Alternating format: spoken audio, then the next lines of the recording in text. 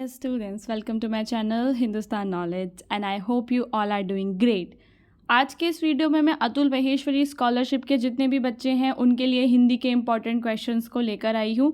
ठीक है, सारे के सारे जो क्वेश्चंस हैं उनके आंसर्स भी साथ ही साथ हम डिस्कस करते रहेंगे ताकि आप सबकी स्कॉलरशिप की जो प्रिपरेशन है वो काफ़ी अच्छे तरीके से हो सके।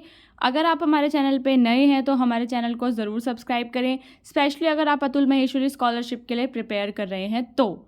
स्टूडेंट्स, हिंदी के इंपॉर्टेंट क्वेश्चंस हैं आज के वीडियो में। इससे पहले के जो मेरी वीडियोस हैं उनके अंदर मैंने रीजनिंग, जीके, इंग्लिश सबके इंपॉर्टेंट क्वेश्चंस को डिस्कस किया है। जो हमारा पहला क्वेश्चन है उसमें हमसे पूछा है अधिकार शब्द में कौन सा उपसर्ग है, यानी कि अधिकार जो शब्द है उसमें कौन सा उपसर्ग लगेगा, प्र, अ, अधि या फिर नी। स्टूडेंट्स, इसका जो आंसर है वो है हमारा अधि। जो अधि है वो है अधिकार शब्द का उपसर्ग है। जो विद्या प्राप्त करना हो उसे क्या कहते हैं? क्या उसे छात्र कहते हैं या उसे जिज्ञासु या अन्वेषक या उसको साधक कहते हैं?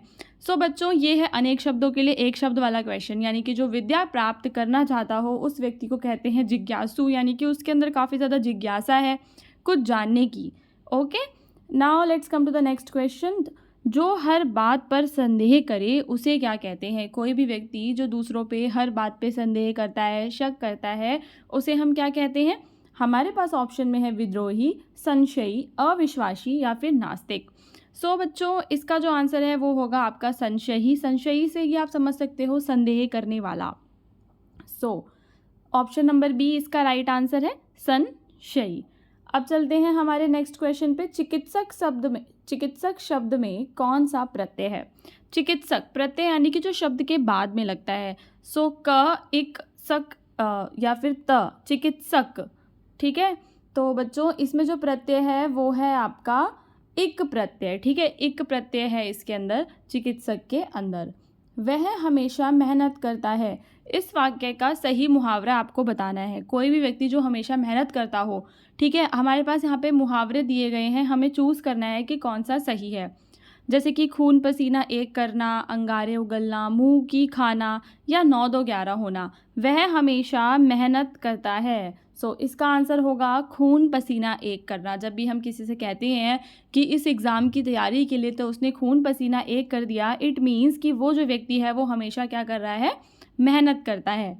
Okay, now let's come to the next question. दुर्भाग्य शब्द में कौन सा उपसर्ग है? दुर्भाग्य, दुर्भाग्य। ठीक है, दुर्भाग्य में जो उपसर्ग है वो है आपका दु, बिकॉज आपको पता होगा दैट भाग्य एक शब्द होता है। उसमें अगर हम दु उपसर्ग लगा देते हैं तो क्या बन जाता है? दुर्भाग्य बन जाता है। तो इसका आंसर है आपका ऑप्शन नंबर ए। नाउ अब चलेंगे हमारे नेक्स्ट पे। निम्नलिखित में से किस शब्द में सम उपसर्ग का प्रयोग हुआ है? ठीक है, यहाँ पे हमें कुछ शब्द दिए गए हैं और हमसे पूछा गया है कि सम जो उपसर्ग है उसका प्रयोग इसमें से किस शब्द में हुआ है? जैसे कि समन्वय, संसार, संबोधन या संकल्प। यहाँ पे सम वाले हमें 2 वर्ड्स दिख रहे हैं। पहला जो हमारा ऑप्शन नंबर ए है समन्वय, और दूसरा संबोधन भी है। ठीक है, तो हमें जो है इसका राइट आंसर वो बच्चों हमारा संबोधन है। ठीक है, बिकॉज आपको पता होगा दैट बोधन भी एक शब्द हो जाता है, तो संबोधन इसका बन जाएगा हमारा उपसर्ग। उसके बाद नेक्स्ट क्वेश्चन है, उसने अपना वादा पूरा किया। इस वाक्य का सही मुहावरा आपको बताना है। ठीक है, यहाँ पे आपके पास 4 मुहावरे दिए गए हैं। अपने कहे पे अडिग रहना, अपनी बात से पलटना, बातों का बतंगड़ बनाना या हवा में उड़ना। इस वाक्य का जो सही मुहावरा है वो क्या होगा?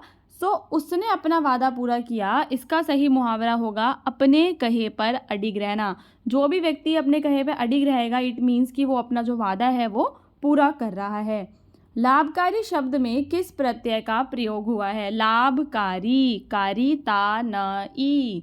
लाभकारी में हमारे पास 4 ऑप्शंस हैं। आपको पता होगा कि लाभ एक शब्द होता है और अगर मैं उसमें प्रत्यय जोड़ दूं कारी तो बन जाता है लाभकारी। तो इसका आंसर होगा मेरा ऑप्शन नंबर ए। ठीक है बच्चों, हमेशा आपको याद रखना है कि शब्द होता है फिर ही उसमें प्रत्यय जुड़ता है। ठीक है, तो अगर वो शब्द ही नहीं है तो प्रत्यय कहाँ से जुड़ेगा? तो लाभ एक शब्द है जिसमें क्या प्रत्यय जुड़ा है? कारी प्रत्यय जुड़ा है। विजेता शब्द में कौन सा प्रत्यय लगा है? विजेता, ना, ई, ता या आ, विजेता। तो स्टूडेंट्स इसका आंसर है आपका ता। विजेता शब्द में जो प्रत्यय है वो है आपका ता। यानी कि ऑप्शन नंबर सी है इसका आंसर। वाचनालय शब्द में किस प्रत्यय का प्रयोग हुआ है? वाचनालय। ठीक है, ऑप्शंस देख लो आप गैस करने की कोशिश करो कि क्या होगा इसका, या अ या न या लय। लय मुझे लग रहा है, देखते हैं कि इसका क्या है। इसका आंसर हमारा अय है। ओके, तो वाचनालय। ठीक है, वाचनालय में जो प्रत्यय है वो क्या है हमारा, अय है, अ और य। खून का प्यासा मुहावरे का सही अर्थ क्या है? खून का प्यासा यानी कि गुस्से में रहना, बहुत अधिक प्रेम करना, किसी के प्रति बैर रखना या हंसमुख होना। आप बताइए, अगर हम किसी को कहते हैं कि वो तो उसके खून का प्यासा हो गया, तो क्या मतलब है? क्या वो गुस्से में है या उससे प्रेम कर रहा है? सो स्टूडेंट्स, इसका जो आंसर है वो होगा बैर रखना। जब भी हम किसी से बैर रखते हैं, किसी से बुरा मतलब किसी के लिए सोचते हैं, सो इसका मतलब होता है कि हम उसके खून के प्यासे हो चुके हैं। सो ये एक मुहावरा होता है। खून के प्यासे का मतलब ये नहीं है कि आपको जाकर उसका खून पी लेना है, ठीक है। So it's like a psychological thing कि आप उसके मतलब उससे बैर रख रहे हैं, ठीक है। नेक्स्ट है, जो दूसरों की भलाई के लिए कार्य करे उसे क्या कहते हैं? दूसरों की भलाई कर रहे हो आप, क्या आप एक समाज सेवी हो, या आप एक परोपकारी हो, क्या राजनेता हो, या कर्तव्यनिष्ठ हो। सो स्टूडेंट्स, इसका जो आंसर है वो है हमारा परोपकारी। जो भी व्यक्ति दूसरों की भलाई के लिए कार्य करता है उस व्यक्ति को हम कहते हैं परोपकारी व्यक्ति, क्योंकि जो समाज की सेवा करता है वो केवल समाज में ही सेवा करता है, पर जो हमेशा दूसरों की भलाई के बारे में सोचे वह व्यक्ति होता है परोपकारी। जैसे ईश्वर एक बहुत ही परोपकारी व्यक्ति है जो सब पे परोपकार करते रहते हैं। जो पानी में रहता है उसे क्या कहते हैं? जलचर, उभयचर, नभचर या स्थलचर। सो अगर हम ऑप्शंस को देखें तो हम समझ पाएंगे कि नभचर और स्थलचर तो नहीं कहते होंगे, क्योंकि लाइक नभचर यानी जो आसमान में नभ में उड़ रहा है, स्थलचर जो धरती पे चल रहा है। फिर हमारे पास जलचर और उभयचर बचे हैं। हमसे पूछा है जो पानी में रहता है, ठीक है, तो वो है हमारा जलचर। ठीक है, आई होप कि अभी तक आपको सारे के सारे जो क्वेश्चंस हैं वो बहुत ही अच्छे से समझ में आ रहे होंगे। स्कॉलरशिप की प्रिपरेशन के लिए हमारा एक उम्मीद बैच है जिसको आप ले सकते हैं। जो हर जगह उपस्थित हो उसे क्या कहते हैं? जो व्यक्ति हर जगह उपस्थित है, सर्वज्ञ है, सर्वत्र है या सर्वव्यापी है। सो इसका आंसर क्या होगा हमारा? इसका आंसर होगा हमारा ऑप्शन नंबर डी, यानी कि सर्वव्यापी। उसने बहुत कठिनाइयों का सामना किया। हम किसी से कह रहे हैं कि यार वो बंदा जो है उसने बहुत ही कठिनाइयों का सामना किया। अब हम उसके लिए कोई मुहावरा कहना चाहें तो क्या कहेंगे? कि क्या उसको नानी याद आ गई, या क्या उसने हाथ पर हाथ धरे बैठा है, वो खून पसीना एक कर रहा है, या सिर पे कफन बांध रखा है उसने। सो बच्चों, इसका जो आंसर होगा वो होगा सिर पर कफन बांधना। जब भी आप बहुत ज़्यादा कठिनाइयों का सामना करते हैं तो इट मीन्स कि आपने अपने सिर पे कफन बांध लिया है। आपको पता होगा कि स्कॉलरशिप वाला जो पेपर होता है उसके अंदर आपसे मुहावरे, उपसर्ग, प्रत्यय, ठीक है, और संज्ञा वगैरह ये सब पूछी जाती हैं। तो अगर आप हिंदी में अच्छा परफॉर्म करेंगे तो आप अच्छे मार्क्स लेकर आ पाएंगे, क्योंकि हिंदी जो है बाकी सब्जेक्ट से तो थोड़ा सा इजी ही लगता है स्टूडेंट्स को। अब चलते हैं हमारे नेक्स्ट क्वेश्चन पे। मनुष्य शब्द में कौन सा प्रत्यय जोड़ा जाए कि मनुष्यता बन जाए? ऑप्शंस आपके सामने हैं, आप लोग बहुत ईजिली इसका आंसर बता सकते हैं कि इसका जो आंसर है वो होगा आपका ऑप्शन नंबर बी, तो बन जाएगा आपका मनुष्यता। ठीक है, मनुष्य शब्द में हम जब ता प्रत्यय जोड़ेंगे तो क्या बनेगा? मनुष्यता बन जाएगा। ठीक है, धर्म में किस उपसर्ग के साथ अधर्म बनेगा? धर्म में हम कौन सा उपसर्ग लगाएं कि अधर्म बन जाए? ठीक है, सो बहुत ही आसान है। इसके आगे हमने क्या लगा देना है? अ उपसर्ग लगा देना है, तो धर्म से बन जाएगा हमारा अधर्म। सो इसका आंसर है हमारा ऑप्शन नंबर बी, आ से अनार वाला। ठीक है, बड़े आ से आम वाला मत करके आ जाना पेपर में। नाउ, उसने मेरी मदद की, इस मुहावरे का इसका सही मुहावरा क्या होगा? हाथ बटाया उसने, सिर पकड़ा, पैर छुए या फिर सिर झुकाया। सो इसका होगा हाथ बटाना। ठीक है, जब भी हम किसी का हाथ बटाते हैं यानी कि हम उसकी हेल्प करते हैं। ठीक है, हाथ बटा रहे हैं ना हम उसका। ओके, सो नेक्स्ट है, वह मेहनत करने से कतराता है। इसके लिए सही मुहावरा क्या होगा?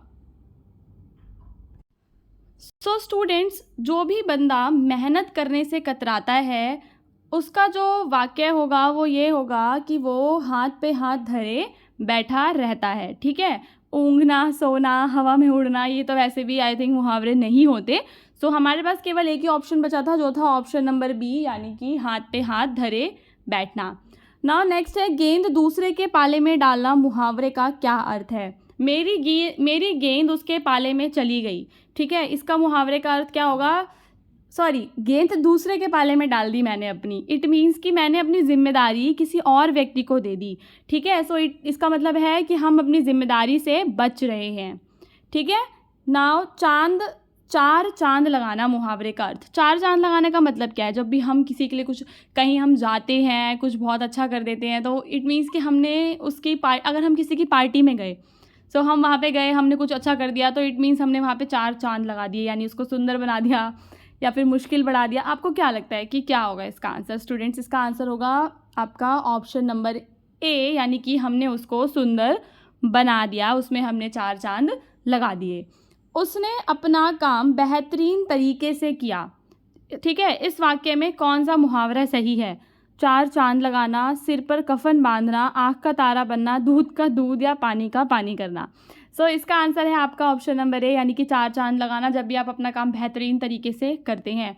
सो ये सारे हमारे मुहावरे थे। हो सकता है एग्ज़ाम में इनसे रिलेटेड कोई क्वेश्चन आपको देखने के लिए मिल जाए, ठीक है। जब भी आप मुहावरों को पढ़ते हो तो उनको ध्यान से पढ़ा करो, क्योंकि जब भी उसमें ऑप्शंस लिखे रहते हैं वो थोड़े से कंफ्यूजिंग होते हैं, जो आपको कंफ्यूज कर सकते हैं और आप गलत आंसर करके आ सकते हैं। सो अगर आपने ऑलमोस्ट काफ़ी सारे मुहावरे पहले भी अपने स्कूल में पढ़े होंगे, ठीक है, वो नॉलेज भी आपकी हेल्प करेगी, और ये वीडियो से जो नॉलेज आपको मिल रही है वो भी आपकी काफ़ी ज़्यादा हेल्प करेगी, ठीक है। चलो नेक्स्ट चलते हैं हमारे नेक्स्ट क्वेश्चन पे। किस उपसर्ग से प्रेरणा शब्द बनता है? प्रेरणा, ठीक है। सो प्रेरणा में जो हमें उपसर्ग दिख रहा है वो आपको क्या दिख रहा है स्टूडेंट्स? वो हमें दिख रहा है प्र उपसर्ग लगा हुआ है प्रेरणा शब्द में, ठीक है। सो ऑप्शन नंबर ए इसका आंसर है, प्रेरणा शब्द में प्र उपसर्ग है। कर्मवीर शब्द में कौन सा उपसर्ग है? कर्मवीर, ठीक है। कर्मवीर अ या नी, ठीक है। कर्मवीर जो शब्द है इसके अंदर हमारा उपसर्ग है कर्म, कर्म से बनता है। सॉरी, उपसर्ग तो शायद से आगे लगते हैं ना, आई थिंक इसमें मुझे थोड़ा सा कन्फ्यूज़न हो गया है, मैं भूल गई हूँ शायद कोई चीज़। सो इसको मैं कम्युनिटी पोस्ट में या नेक्स्ट वीडियो में लेकर आऊँगी, देन हम इसको डिस्कस करेंगे, ठीक है। चलिए नेक्स्ट क्वेश्चन पे चलते हैं। जनसेवा शब्द का क्या अर्थ है? जनसेवा यानी कि जनता की सेवा करना, जन मीन्स जनता एंड सेवा मीन्स जन सेवा करना। निर्माण शब्द में किस प्रत्यय का उपयोग हुआ है स्टूडेंट्स? सो निर्माण में जो प्रत्यय का उपयोग हुआ है वो है आपका मान, ओके।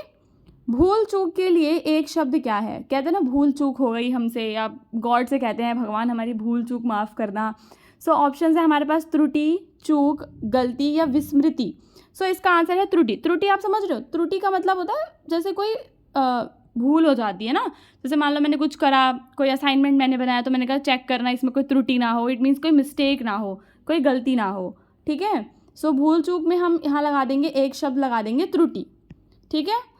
प्रत्युत्तर शब्द में किस उपसर्ग का प्रयोग हो रखा है बच्चों? तो इसमें हो रखा है प्रति उपसर्ग का प्रयोग, ओके। विज्ञान शब्द में कौन सा प्रत्यय लगा है? प्रत्यय यानी कि उसमें प्रत्यय लगा है आन, ठीक है। सो ये हो जाएगा आपका बी ऑप्शन, इसका आंसर है, ठीक है। यहाँ पे हमारे उम्मीद बैच के बारे में इंफॉर्मेशन है जिसको आप पढ़ सकते हैं, ठीक है, और हमें व्हाट्सएप नंबर पे कांटेक्ट कर सकते हैं। विपक्ष शब्द में कौन सा उपसर्ग लगा है? एक शब्द होता है विपक्ष, आपको पता होगा पक्ष और विपक्ष। सो पक्ष एक शब्द है, सो उससे पहले जो उपसर्ग लगा है वो लगा है हमारा वी, ठीक है। वी उपसर्ग लगा है तो विपक्ष बन जाता है। पराजय शब्द में कौन सा उपसर्ग है? पराजय, ठीक है, पराजय। प्रति, परा, अप या अनु, ठीक है। सो इसमें जो उपसर्ग है वो है हमारा परा, पराजय, ठीक है स्टूडेंट्स। आई होप समझ रहे होंगे आप। पानी फेरना, पानी फेरना का आप बता सकते हैं। ऑप्शंस हैं नष्ट कर देना, मदद करना, जल से संबंधित कार्य करना। क्या पानी फेरने का मतलब ये है कि हमने पानी फेर दिया, जल फैला दिया कहीं पे, या गुस्सा करना? देखो मैंने आपसे कहा था कि मुहावरों वाले जो क्वेश्चंस रहेंगे उसके अंदर जो ऑप्शंस होंगे काफ़ी ज़्यादा कंफ्यूजिंग होंगे आपके लिए। सो अब ये जल से संबंधित कार्य लिखा हुआ है, कई सारे बच्चे होंगे इसको टिक लगा देंगे, पानी यानी जल, सो इस पर टिक लगा के आ गए, सो ये गलत हो जाएगा। पानी फेरना का मतलब होता है नष्ट कर देना। जब भी किसी ने कुछ बहुत ही काम मेहनत से किया हो, फिर आपने उसको ख़राब कर दिया हो, सो आप कहेंगे कि तूने तो मेरी मेहनत पे पानी फेर दिया, ठीक है। सो इट मीन्स नष्ट कर देना। थाली का बैंगन, थाली का बैंगन मुहावरे का क्या अर्थ है? आपके पास ऑप्शंस हैं, बहुत समझदार व्यक्ति, ईमानदार व्यक्ति, हर जगह झुकने वाला व्यक्ति, या कोई व्यक्ति जो बहुत ही ज़्यादा साहसी है। साहसी तो नहीं होगा, जो व्यक्ति हर जगह झुक जाए, ठीक है, उस व्यक्ति को हम कहते हैं कि भाई तू तो थाली का बैंगन है, ठीक है। नेक्स्ट क्वेश्चन है, जो दूसरों के दुख से दुखी हो उसे क्या कहते हैं? उसे हम कहते हैं पर दुखतार, पर दुखतार कहते हैं। और जो केवल रात में खिलता हो उसे कहते हैं रजनीचर, ठीक है। आपको पता होगा कि जो रात शब्द है इसका पर्यायवाची होता है एक रजनी। सो रात में जो खिलता है उसे कहते हैं रजनीचर। जो जानवरों का इलाज करे बच्चों, उस व्यक्ति को क्या कहते हैं? उसे हम कहते हैं पशु चिकित्सक। सो आई होप कि आपको वीडियो अच्छा लगा होगा और हिंदी के सारे क्वेश्चंस अच्छे से समझ में आए होंगे। अगर आपको किसी क्वेश्चन में डाउट है तो कमेंट करके बताएं, ठीक है। उसके अगर आपको लगता है उसका सॉल्यूशन कुछ और होना चाहिए था, सो यू कैन कमेंट, ठीक है। उसके बाद आप हमारे चैनल को सब्सक्राइब कर लो, बेल आइकन को प्रेस करो, और हमसे जुड़ने के लिए आप टेलीग्राम और व्हाट्सएप पे हमारे साथ जुड़ सकते हैं।